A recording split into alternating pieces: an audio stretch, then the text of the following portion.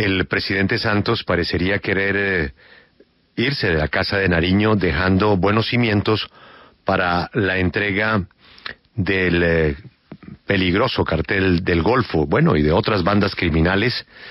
Seguramente terminarán entrando hasta algunas disidencias de las FARC, teniendo así una segunda oportunidad que no aceptaron en el proceso de paz. Y también el presidente insiste en tratar de dejar el cese al fuego con el ELN a como dé lugar. Pero, decíamos muy temprano, necesitamos a los profesores de Derecho. Este es un tema muy difícil de entender. Ya dio una opinión el doctor Iván Cancino, pero hay otras opiniones. Doctor Jaime Granados, penalista, gracias por estar con nosotros. Buenos días. Julio, un saludo muy especial para usted, para toda la mesa de trabajo de la W y su gran audiencia. Piense en sus alumnos de primer semestre, doctor Granados. Facilito. ¿Usted cómo la ve?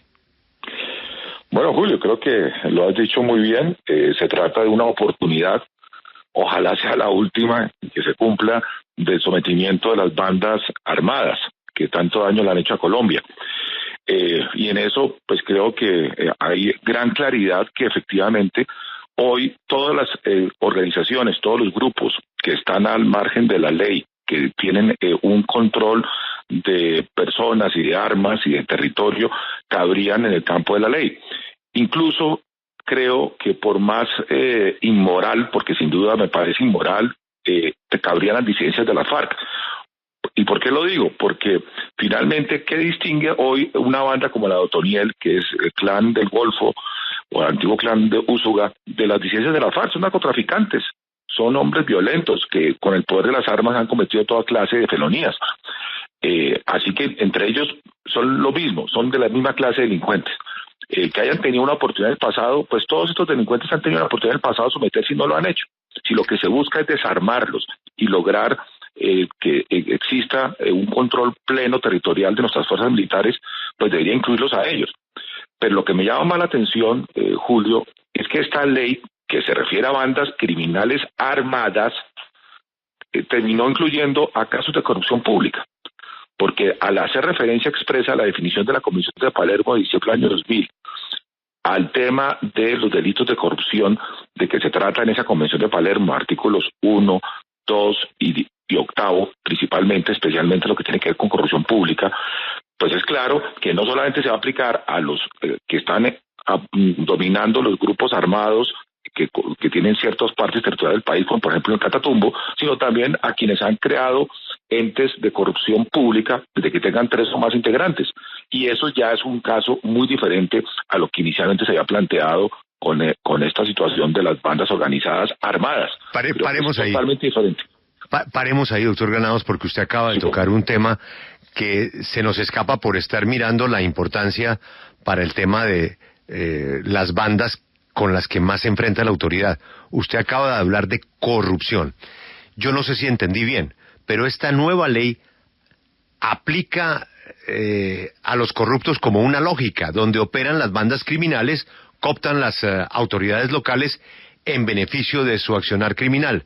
De allí entonces, lo que usted acaba de decir, que los corruptos que se organicen para robar al Estado, ejemplo, los 8 del caso de la mermelada, serán objeto de la nueva ley y la pena. Si son, estoy mirando, si son servidores públicos, para ellos pasa de 12 a 27 años la pena. Es decir, por un lado está la banda criminal, pero por el otro lado es durísima con el corrupto. Eso está muy bien. Yo creo que el problema no está en que sea dura contra la corrupción, porque en eso hay una clara política pública que apoyan todos los partidos. Y aquí el tema está en los beneficios que van aparejados al incremento de penas. Desde hace 30 años, desde Italia y 25 años en Colombia, se ha optado por lo que en su momento se llamó, recordarás, el garrote y la zanahoria. El garrote es el incremento de penas, extradición, etcétera. La zanahoria, los beneficios. En este caso, los beneficios están incluyendo ya no solamente a quienes están organizados con sectores armados, que es las bandas, los llamados grupos residuales, etcétera, etcétera, sino también, que es lo novedoso, incluye, por hacer referencia expresa a la Convención de Palermo, a las definiciones que trae la Convención de Palermo y a los tipos delictivos de que habla la Convención de Palermo, a los casos de la clásica corrupción pública.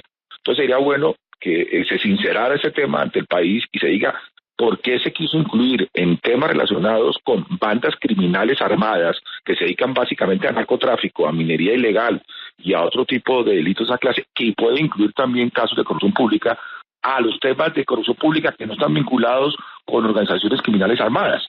Porque si estuviera necesariamente vinculado con una organización criminal armada, tendría lógica desde el punto de vista de la política criminal del Estado de lograr el control territorial y de orden público.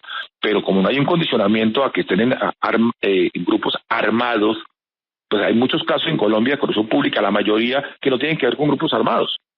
Y eso es lo que me llama la atención y vale la pena pues que se haga el debate público sobre si ese era el espíritu de la ley, por qué se incluyó y definitivamente si se va a hacer la política criminal del Estado de ahora en adelante. Precisamente ayer fuentes de la Fiscalía General de la Nación nos decían, ustedes no están viendo que esto es un arma contra la corrupción, porque en la Convención de Palermo están los delitos no solo de terrorismo, sino también de lavado de activos, narcotráfico y la misma corrupción. Y pues nos señalaban que, digamos, en el delito de concierto para delinquir se aumenta la pena de 8 a 18 años, pero también la pena se doblará para funcionarios públicos, como decía Julio, de 16 a 36 años de prisión. Eso quiere decir que no son solo funcionarios públicos, sino cualquier persona, jueces de la República, abogados, contratistas, cualquier persona puede entrar dentro de esta ley, ¿o me estoy equivocando? Así es, incluso la Convención de Palermo, sus protocolos adicionales, incluye casos de trata de personas, de migrantes, por ejemplo, que es un tema muy sensible en Colombia, recordemos, porque se han detectado casos de que utilizan personas que vienen de África para terminar en Estados Unidos.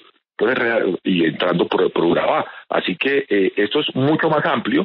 La Convención de Palermo está dirigida para combatir la corrupción transnacional principalmente, y eso incluye los delitos que aquí se han especificado de corrupción, de lavado de activos, de trata de migrantes, etcétera. Entonces aquí hay un campo de aplicación más amplio que, digamos, es lo novedoso, porque siempre se había hablado que se estaban buscando leyes de sometimiento del clan Usuga o del clan del Golfo o de todas las que son las bandas organizadas, y que incluso frente a la preocupación de si incluía o no a las disidencias de la FARC, pues creo que le está dando una herramienta, una salida a estos que también son delincuentes armados muy peligrosos y que están vinculados con el narcotráfico.